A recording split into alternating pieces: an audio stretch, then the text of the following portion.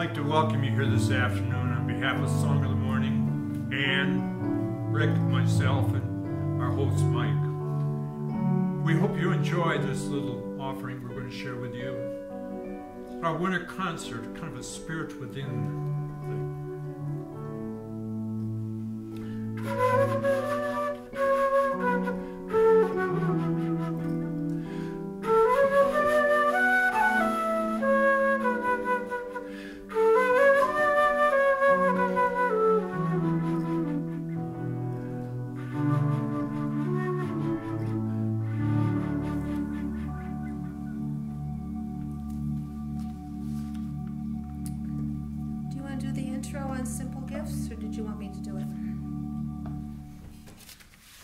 Simple Gifts is our opening selection.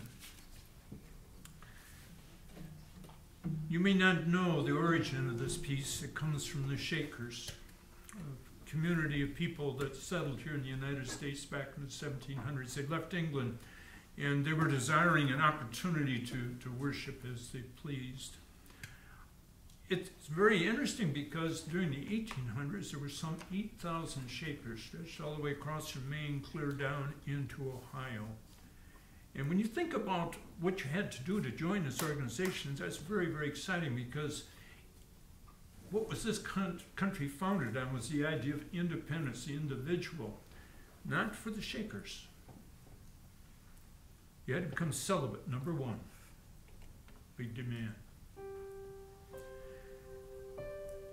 You also had to give all your possessions to the church or to the community. But there was something about this that drew these people in. And perhaps it was the simplicity of their life. So we'd like to suggest that we start to play this little melody for you here today. That you think about simplicity and how it might add to your life.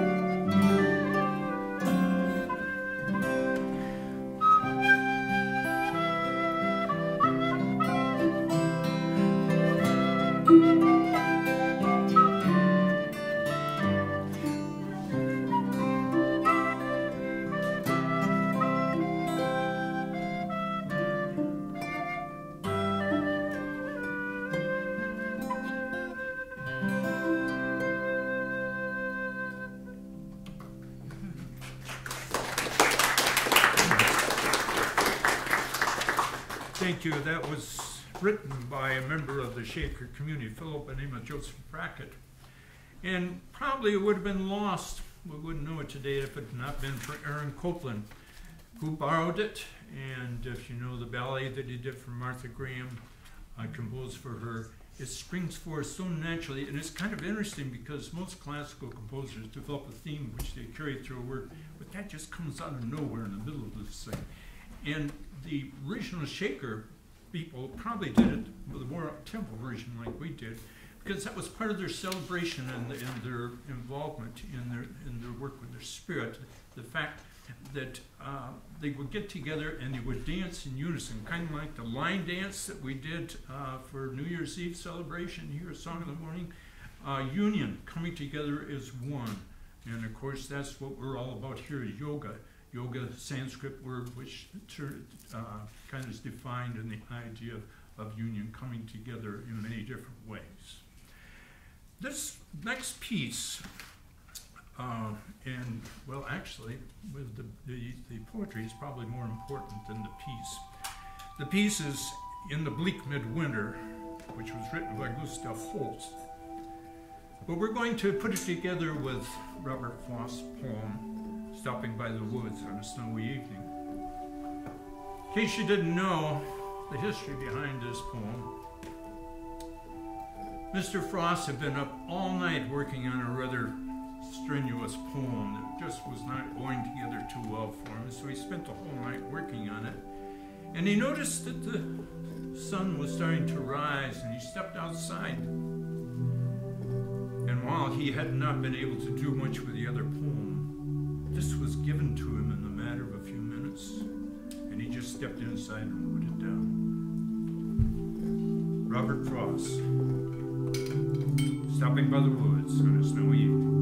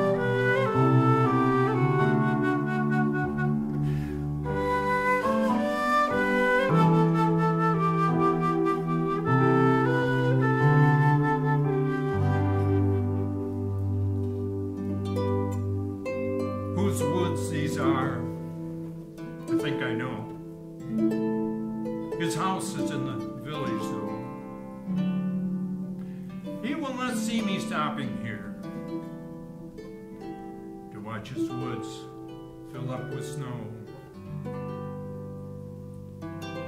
My little horse must think it queer to stop without a farmhouse near. Between the woods and frozen lake, this darkest evening of the year. Gives his harness bells a shake to ask if there's been some mistake. The only other sound's the sweep of easy wind and downy flake. The woods are lovely, dark and deep, but I have my promises to keep. Miles to go before I sleep, and miles to go before I sleep.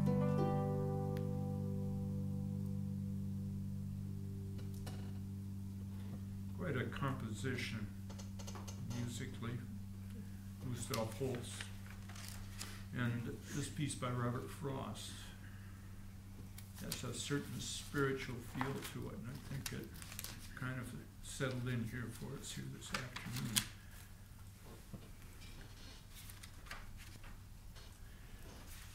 Well, I can introduce this one. Okay. Do you want to ask their permission? Or? No, no. I usually have to stand because I'm so little.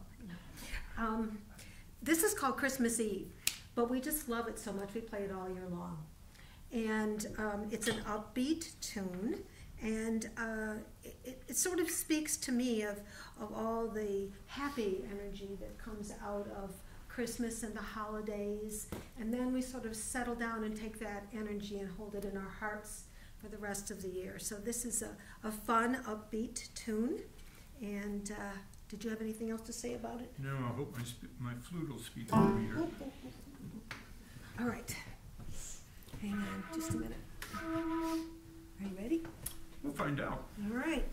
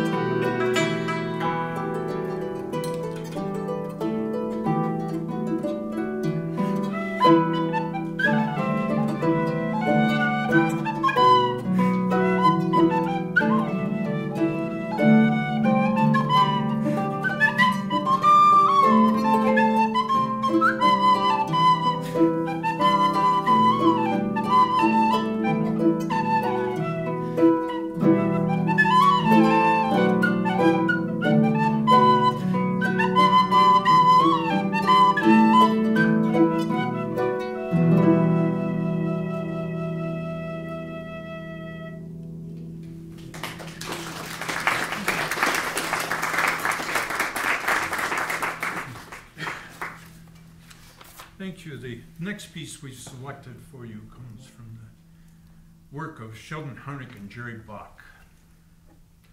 And you probably hadn't even heard of them until Fiddler on the Roof came along.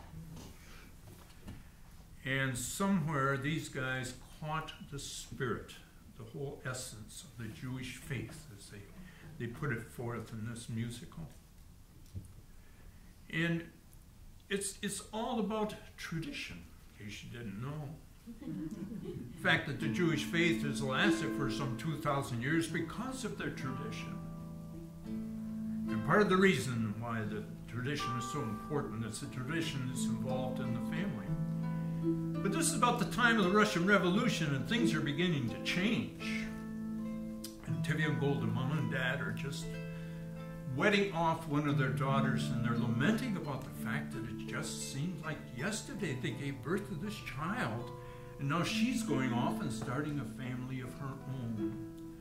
And so that Jewish tradition will go on perhaps for another 2,000 years, just like the sun rises and the sun sets.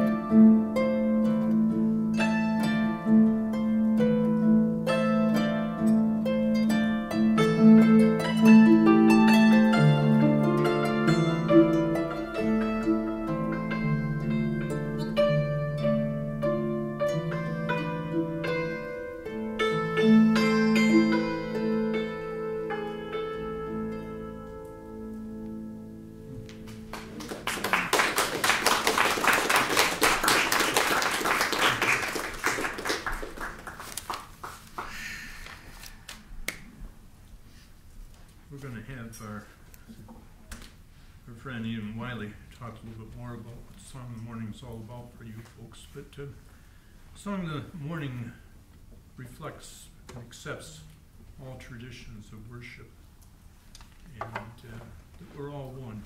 We're all one family. This next piece comes from well, actually, I don't know how old the piece is, but the title, Rights of Man. Thomas Paine wrote a document back in the late 1700s. Research shows that Thomas Jefferson spent time with him, along with possibly Lafayette, where the individual rights should be what is protected and taken care of. The individual, the government should allow the individual rights to come forth. And of course, this caused some problem with monarchy in England. And so this is kind of the beginning of some of what was to happen here in the United States with our Constitution and so forth. And so we're going to do this hornpipe for you now. Now, hornpipe is a dance that was danced by the sailors, especially the captain. And most likely he'd probably lost a leg trying to take the whales or something like that, so they weren't very, very quick with their dance of the hornpipe. But it kind of drags. So we're going to pick up the tempo a little bit. I just have one thing to say. I think that it's so important for us to be grateful and thankful for the freedoms that we have. As we look around the world today, there's just so much going on where people are not being given the opportunity to get an education, to raise their families in safety. And so I think that's something that we need to really be grateful for in our own country, and as we look into the next year to be aware of that, what a blessing we have been given in our country.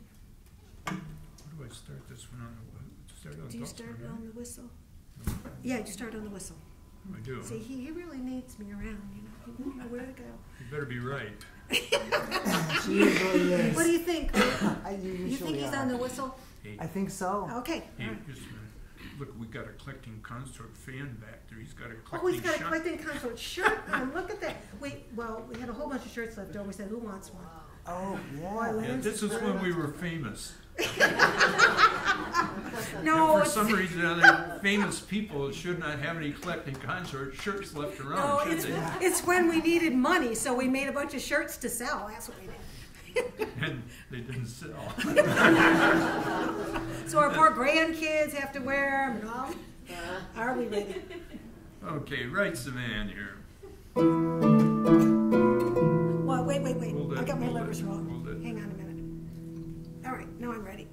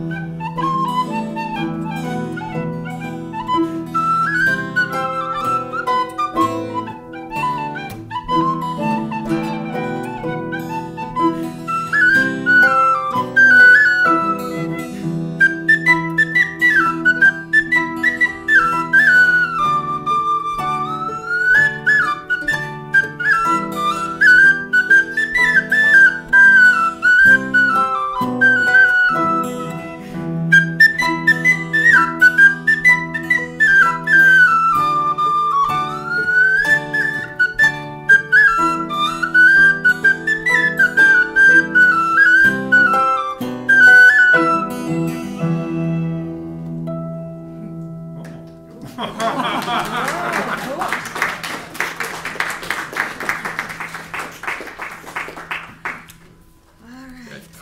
might add that probably most of you didn't know this guy was this talented, did you? No, you didn't. See, he's been hiding. Stretch. It's a stretch, he says. But this idea of coming together and becoming one is pretty important. Ann and I have been doing this for 30 years. We took a 10-year hiatus off here, and we're just getting back to our music now after 10 years. We went back and taught instead of making music. But we've got kind of a little integration going here after 49 years of marriage. And to bring in another person like this and to take a few rehearsals, to pull together and become one as an ensemble, it is really neat because it enriches our sound. Yeah. However, the more people we add, as we find here at Song in the Morning, the more complex the whole thing gets to pull it together. Like who's doing what? Did you know that Rick and I are doing a song here? No. Yeah, we are. Oh, are we doing? Yeah, we're doing our song right here. Okay. Yeah, I'm sorry, we forgot to tell you. Rick and I put it together. See what happens? We literally put this together 20 minutes ago. Yeah. It's not in my program. I know, you're not singing. Just Rick and I are doing this. And he's just taught me the words, so it's going to be interesting. What am I supposed to do? You can sit there or you can go and be an audience if you like. It's up to you. Ready? I think so. Okay, I here got it the words goes. here. This better be good. This is a song my dad sang to my mom. So when he started playing it, I said, I gotta sing it with you. Gee, it's great, yes, I'm staying out late, walking my baby back home. Arm in arm over meadow and farm, walking my baby back home. We go on harmonizing a song, or she's reciting a poem. One kiss, then we continue again, walking my baby back home. We stop for a while, she gives me a smile and cuddles her cheek to my chest.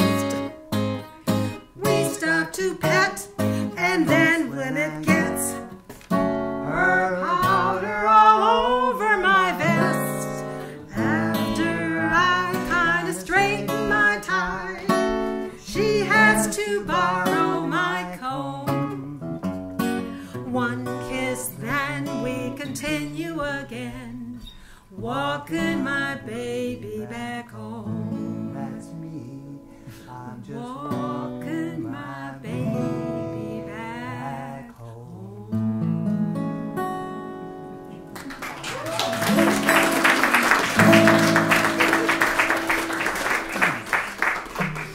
Rick, look what you've done to us. You've ruined the Collecting Consort. That was fun. You may wonder about our name, and we call ourselves the Collecting Consort, and this came about when we first started playing these instruments back in 1985, and we put together some programs to be done in the schools, and one of them was called Michigami, the Spirit of Michigan, and we took it in the grade schools, and that later developed into Michigan Heritage, which we took all over the state. And what we found ourselves doing is we collect these little pieces of history, a little piece of information. We collected music, so two things there. And we also had about 3 or 4 other people working these school programs with us that took on different roles. Father Marquette, we had one woman that took on the role of a Native American woman and so forth to kind of put that across. And so we continue to do that. So we continue to collect music and stories, collect other musicians to come and join us, so we become more than one. And the other thing that I discovered this morning is that some stories I've been telling for many years are not correct. He went online and he went, uh-oh, that's not right. A little later on, we're going to do El Condor Pasa for you. It's on a recording. We didn't pay any royalties on it. Come to find out, this thing was composed in the early 1900s down in Peru and is copywritten here in the United States. And so there's all sorts of stuff like this we're beginning to find out. So some of my stories may be in error. And this next piece, this is. Are you following? I wrote out a schedule. Yeah, well, you missed me out. No, we're not doing El Condor. No, not next. So that's, no. Yeah, we're doing number 6, Bittersweet. Yeah, okay. Got it. During the 1500s, there was all sorts of integration that was taking place. In the eastern part, and in the western part of Europe, and Asia, and so forth. And in some place around Afghanistan, there was a fellow by the name of Rumi who was in charge of a spiritual community there. There was not much exciting happening with it. But this fellow by the name of Shams Tabriz showed up one day and kind of taught Rumi what love was all about. The interesting thing is that we've discovered, at least rumor anyhow, that Shams Tabriz played cards with St. Francis before he was a religious type person, and St. Francis cheated. So, where did you hear that? It's not true. Ian says it's not true. See, don't tell those stories. We got people around who know more. Well, you just play your harp. Okay. But this is one of Anne's favorites that she's asked me to read for you today. It's called The Guest House.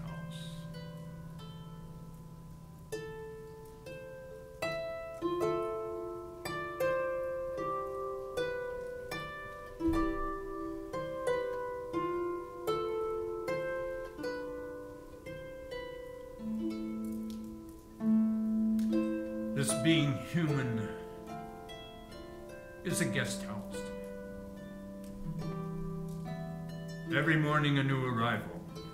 A joy, a depression, a meanness. Some momentary awareness comes as an unexpected visitor. Welcome and entertain them all, even if they're a crowd of sorrows who violently sweep your house empty of its furniture. Still treat each guest honorably. He may be clearing you out for some new delight. The dark thought, the shame, the malice. Meet them at the door laughing and invite them in. Be grateful for whoever comes, because each has been sent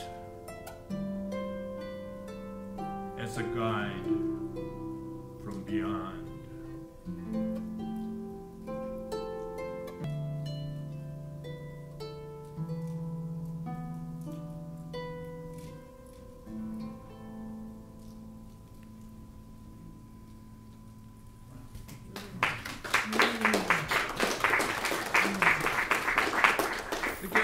By Rumi.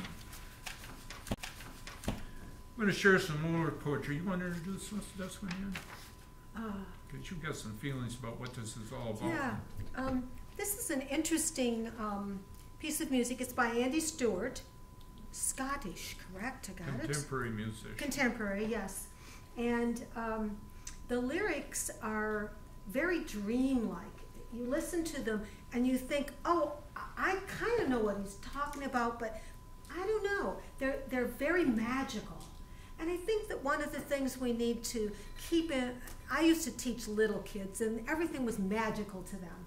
And I think we need to keep that in mind, that there is so much wonderful, magical happenings that we don't maybe understand, gifts that are being given to us, insights that come to us. And so I love this piece of music for that. And as you listen to it, we've played it in schools and asked kids what they thought the meanings were. Everyone comes up with a different meaning to the lyrics. So I'm going to play, Gary's going to read the lyrics, and so you can experience those. Did I do that okay? Got that? Yeah, Ann, that's the best you've ever done. My ego is not real involved in his opinion. Thank goodness. All right. Now can we set a proper mood for this? Yeah, okay.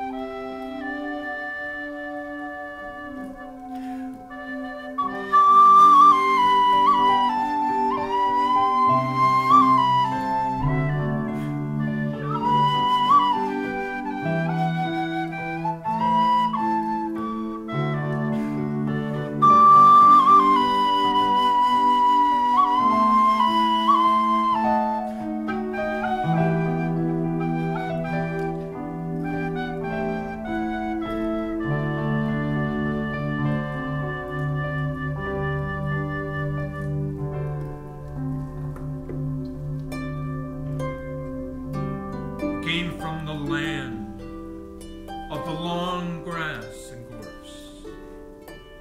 I flew with the eagle, and I ran with the horse. And I played with the wild wind, and whistled its tune. I ebbed with the ocean, and I slept in the moon.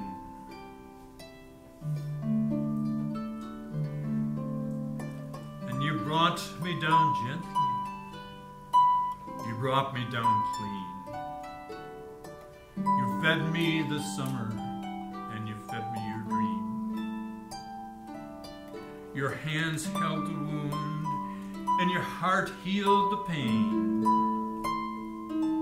And your eyes stole the light of the moon as it waned.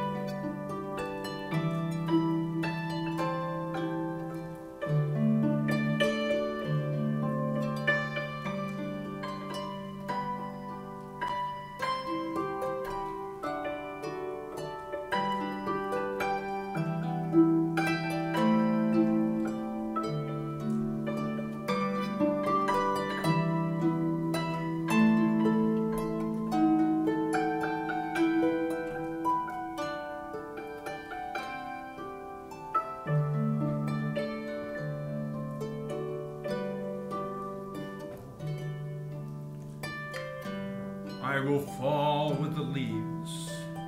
I will turn with the land. I will chill with the first frost that stings on your hand. But I gather the seeds from the gorse and the broom. I'll lay them forever, said the man in the moon.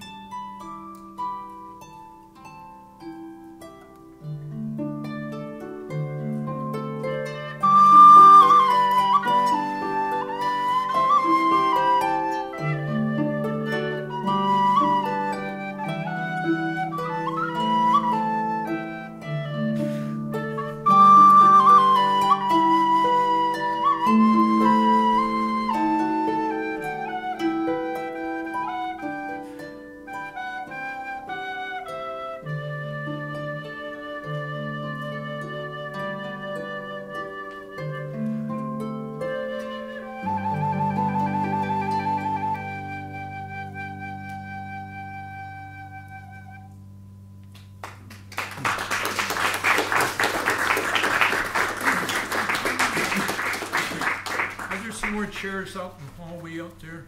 Yeah, there should be chairs right out in the entrance area. Oh, there's chairs right here. Just Yeah.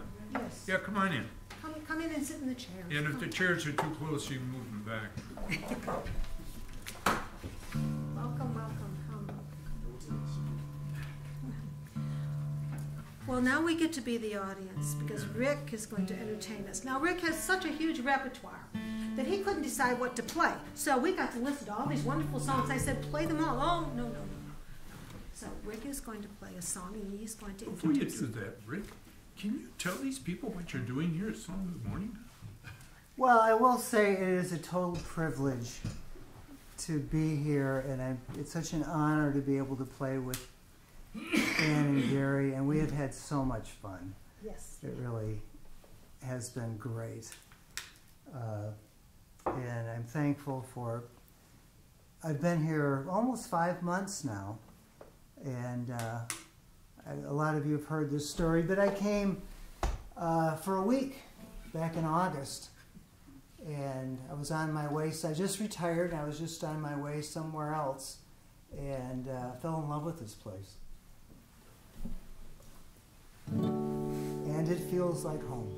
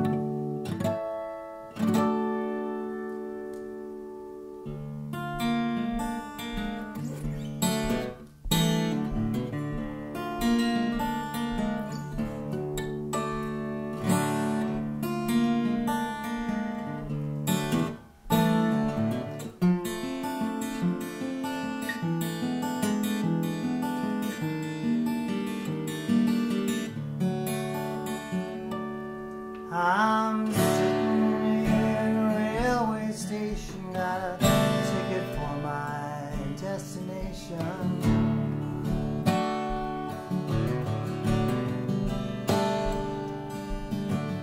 On a tour of one-night stands, my suitcase and guitar.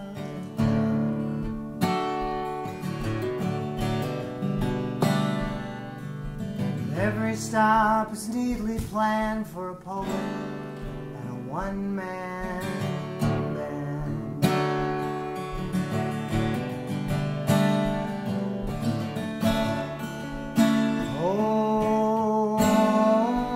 Homeward bound.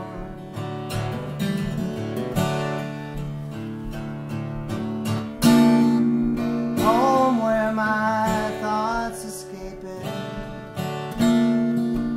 Home where my music's playing. Home where my love lies waiting.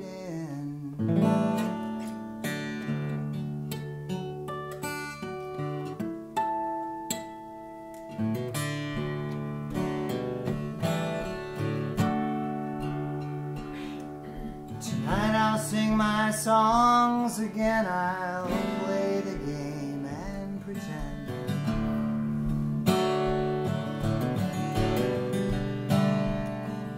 But all my words come back to me in shades of mediocrity, like emptiness and harmony. I need someone.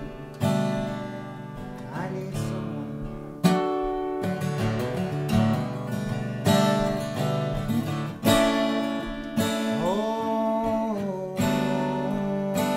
Homeward bound.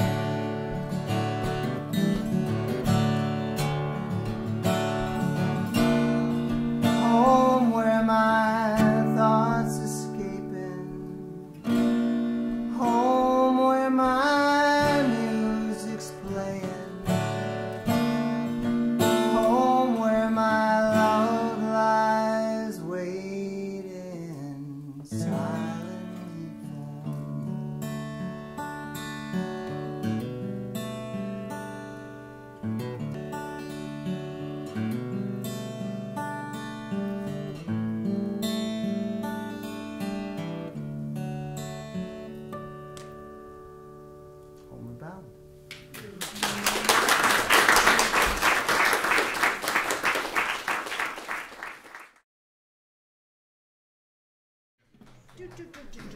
If you go back to sometime in the 70s, there was a Celtic group that came here to the United States, and we didn't even know what Celtic music was all about back then. They called themselves the Irish Rovers. And this took us, it went right straight to the top of the charts back then. It's a little thing about what happened to the unicorns. If you love unicorns, then you're going to be sad to hear about what happened to you. Wait a minute, I gotta get a different setting. Hang on, I gotta find it. This is like a computer. Whoops, wait a minute. There it is. That's the sound. That's the sound.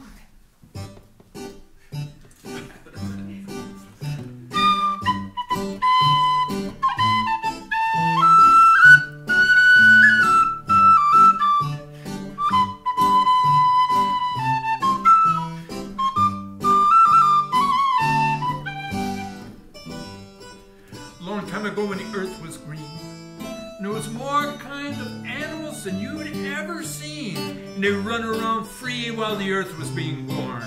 But the loveliest of them all was the unicorn. There was green alligators, some long-necked geese, some humpty-backed camels, and some chimpanzees. Some cats, some rats, but elephants, but sure as you're born, the loveliest of them all was that unicorn. Now God seen some sinning, and it gave him pain. He says, stand back, I'm gonna have to make it rain. He says, hey brother Noah, I tell you what you better do. You better go and build me a floating zoo.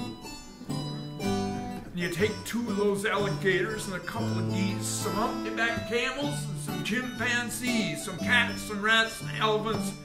But sure as you're born, Noah, don't you forget my unicorn.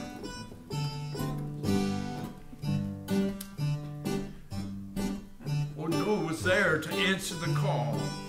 And he finished up the ark just as the rain started to fall. And he marched in the animals 2 by 2. And he called out as they went through. Hey Lord, I got your 2 alligators, and a couple of your geese, some humpty-backed camels, and some chimpanzees, some cats and rats and elephants, but Lord, I'm so forlorn. I just don't see no unicorn. Well, Noah looked out through the driving rain. But them unicorns were hiding and playing silly games, kicking and splashing in the misty morn. Oh, them silly unicorns.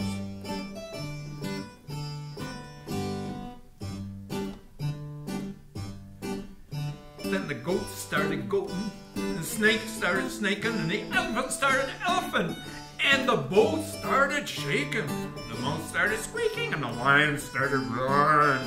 And everybody's aboard but the unicorn. I mean, we got the green alligators, some long-necked geese, some humpty-backed camels, and some chimpanzees. Noah cried, close the door, 'cause the rain's pouring in, and we just can't wait for no more unicorns.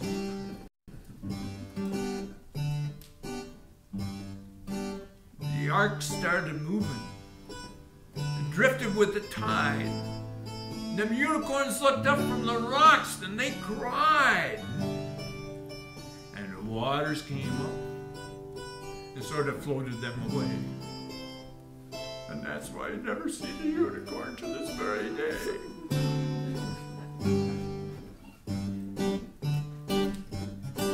You see a whole lot of alligators and a whole mess of geese, some humpty-backed camels and some chimpanzees. See some cats and rats and elephants. But sure as you're born, you ain't never gonna see no unicorn.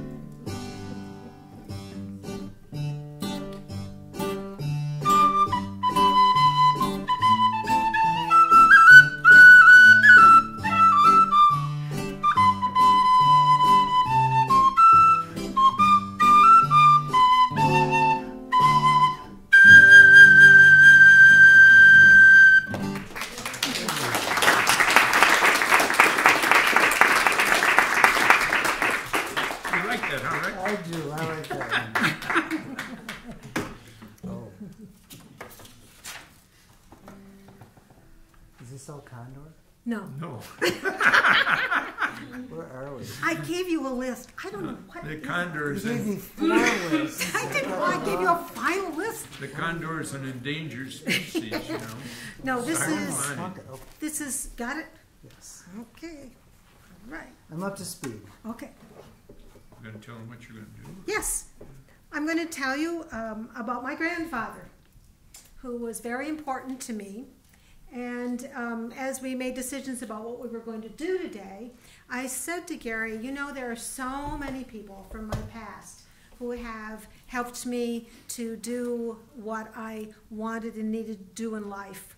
And so it might be valuable to just take a moment and think about all the people from your past who've been a part of your education, your spiritual growth, have been there when you needed them, and think about the people that you might be there for in your next year.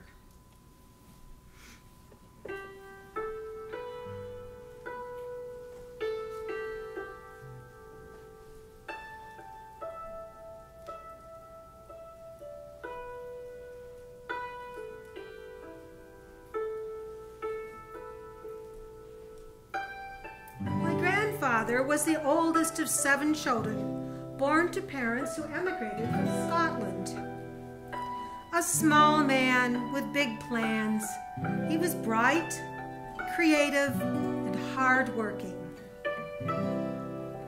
By profession, a self-taught chemist for Dial products, he spent his days in tiny, windowless labs.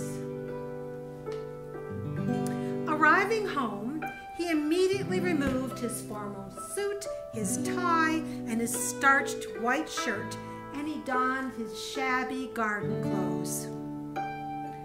His garden was his most favorite hobby. Even during the short days of January, when the heavy snow covered the fertile ground, he perused the colorful seed catalogs that were delivered daily by the shivering postman.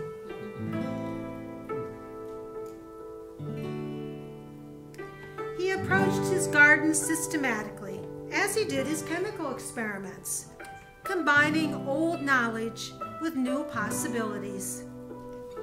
He first ordered the seeds for the reliable plants: the peas, the beans, the carrots, the corn. But each year he experimented with something new, something foreign, because he thrived on exploring new territory, just as his parents had.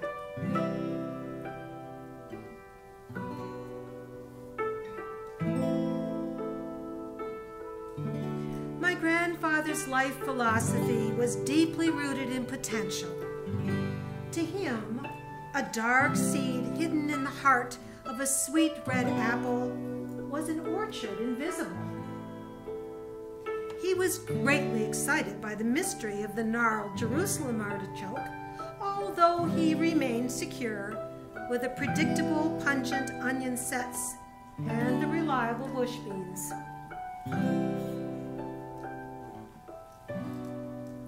As the days lengthened and the snows melted, the seed packets arrived, and he tucked them carefully into his worn wooden garden box. He began to image himself hoeing the rich dirt, his rumpled old hat shielding his eyes from the bright sunshine. He longed for spring, to smell the fresh dirt, to hear the birds, to feel the moist breezes, to taste the fresh peas from his garden. All winter long, he waited to escape into the spring to plant his garden.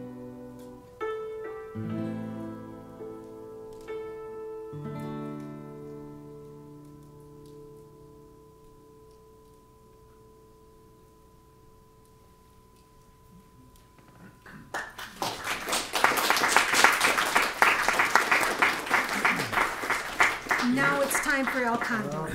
He's been waiting all evening for El Condor. So. If you notice, that piece didn't end. it didn't really end for a very important reason. It was composed by Trullo Carolyn, a blind harper back in the 1600s, and one of his friends, one lady by the name of Eleanor Plunkett, died a very untimely death, and so we just left it hanging. And for those of us who grow gardens, that's what we do. We keep letting it hang, and we look forward, at this time of the year, we got our seed catalogs, and we're looking and thinking about the future. So, and that's what we're going to do. As I mentioned earlier, I found out this morning that this piece of music has a copyright on it. Mm-hmm. Simon and Garfunkel found this when they were touring in France, and they were opposite a group from Peru. And they loved this piece of music, and Paul took it, and they told Paul it was just a Native American melody from Peru. And so he put words to it, and it became El Condor Pasa. And of course that went straight to the top of the charts. And later on, the composer's son stepped forward and says, I'm sorry, this is not public domain music. But interestingly enough, this is kind of called the second national anthem of the people in Peru. And we're going to do a little bit, we do a little differently than Paul Simon. For one thing, we've got this instrument here, which is kind of modeled after a Peruvian instrument, the pan flute. Unfortunately, it's been about 10 years since I played this thing, so it's an accident about to happen. You didn't tell about the condor. Well, okay. Would you like The to? condor has this huge wingspan. How big? 10 feet? 8 feet. 8 feet. Don't make it bigger than it is. That's It's 8 big feet, and the and what they say is that when the condor passes over, El Condor Pasa, when it passes over, it means that all is well. So think of all is well in this moment. And you, of course, I think most of you know that the condor is an endangered species, and I think there are only about 80 of them left. We did a pretty good job with them with our DDT and destroying their environment. So it's important for us to kind of keep ourselves aware of what's going on around us, so that we can keep magnificent birds like the 8-foot wingspan condor alive. And if we can get through this without falling apart. It's going to be a wonder. But we enjoy it. Yeah, and so Rick's going to do a little Simon and Garfunkel imitation here to open this up for you. I'd rather be a sparrow than a snail. Yes, I would. If I could, I surely would.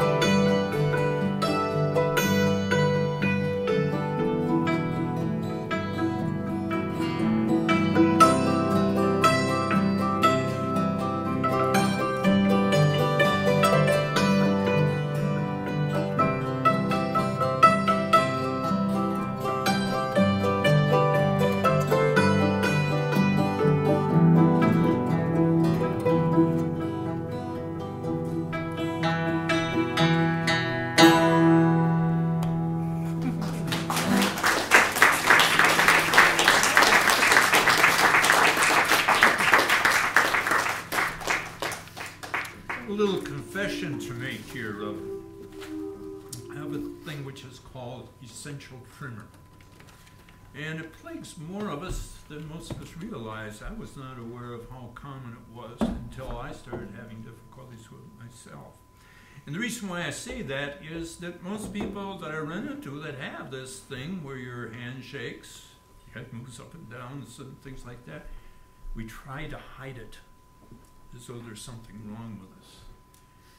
And I know from experience, the more I try to hide this, the worse it gets.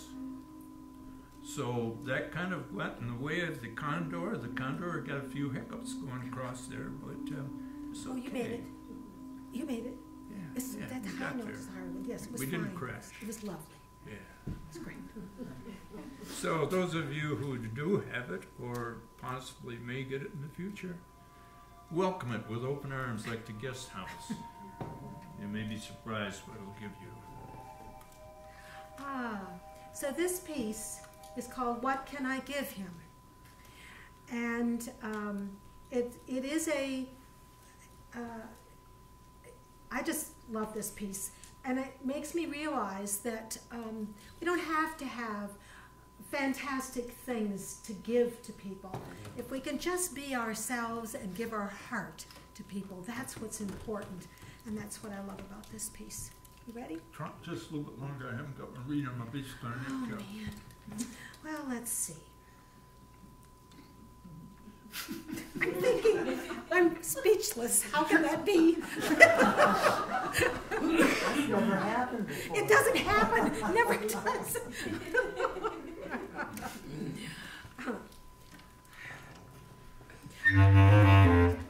Entertain us with that. Okay, I think we're ready to roll. All right. Tremor and all. All right. All right.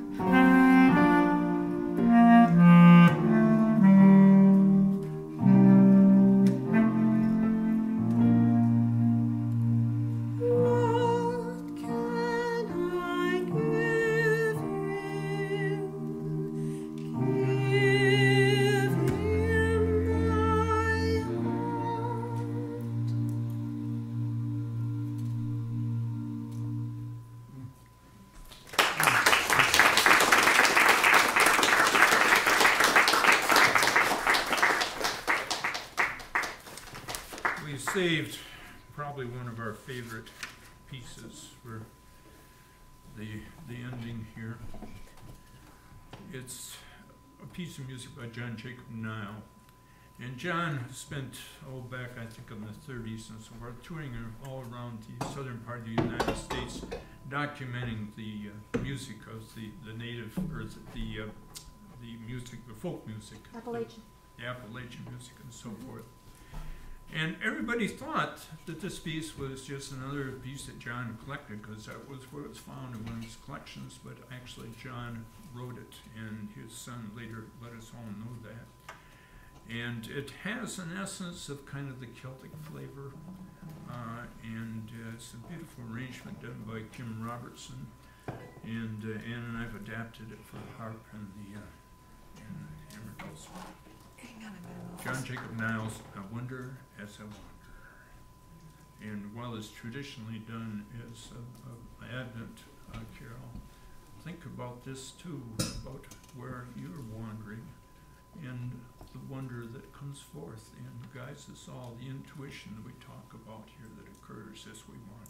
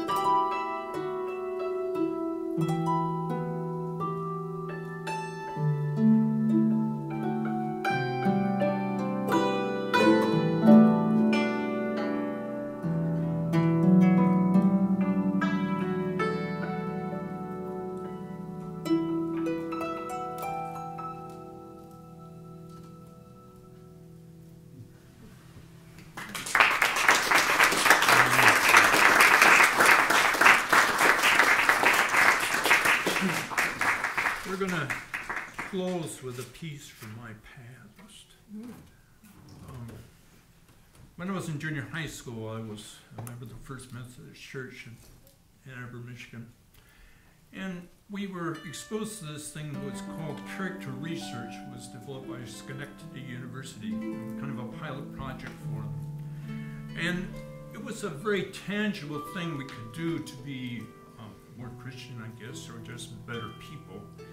All sorts of tangible things were given to us. And one of the things that touched me the most back then was the St. Francis prayer. And I think it was because the opening line, "Make me an instrument of your peace," and my life at that point was very much tied into my music. That was my only real success back then in junior high school. And so many years later, my mother was doing some drafting in my dad's surveying office, and she was doing some script work on a plot. And I said, "Mom, could you lay that out for me, do it in script?" She says, "Gary, I don't know how to do that kind of script." 2 years before she died, legally blind, macular degeneration, she took a calligraphy class and did that for me. A little piece of history here. We all thought that this was written by St. Francis, but actually it came about in the early 1900s, and one of the Franciscans had taken a picture of St. Francis, and on the back of it written this poem out.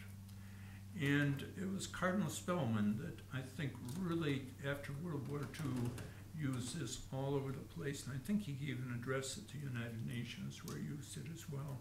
So to close our sharing here this afternoon, I share with you the St. Francis prayer. Lord, make me an instrument of thy peace. Where there is hatred, let me sow love. Where there is injury, pardon.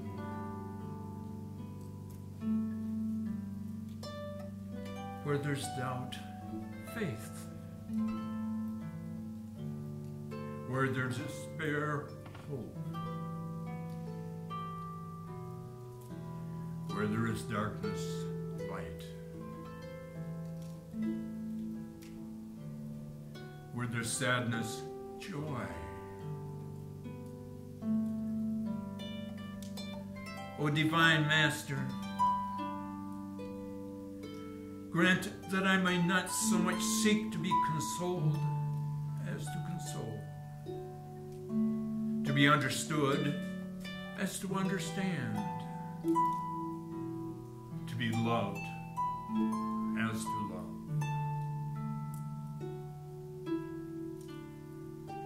For it is in giving that we receive.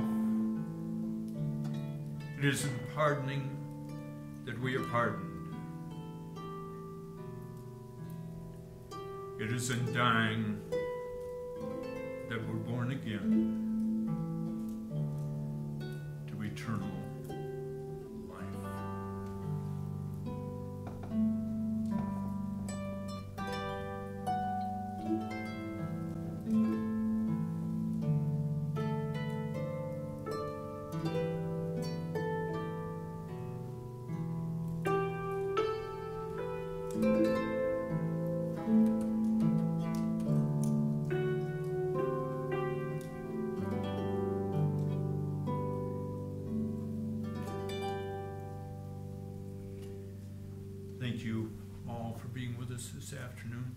It's a real thrill for us. As I said earlier, Ann and I left our instruments behind back about 10 years ago. And it's been so warming to come here to Song of the Morning and to Northern Michigan and find an audience that wants to share with us. And the important thing is the idea of union. You inspire us to play. The energy that you share is important to us. So Ann and I and Rick state our appreciation for you joining us here today. And we hope that those of you who are guests here will come back and return many times over.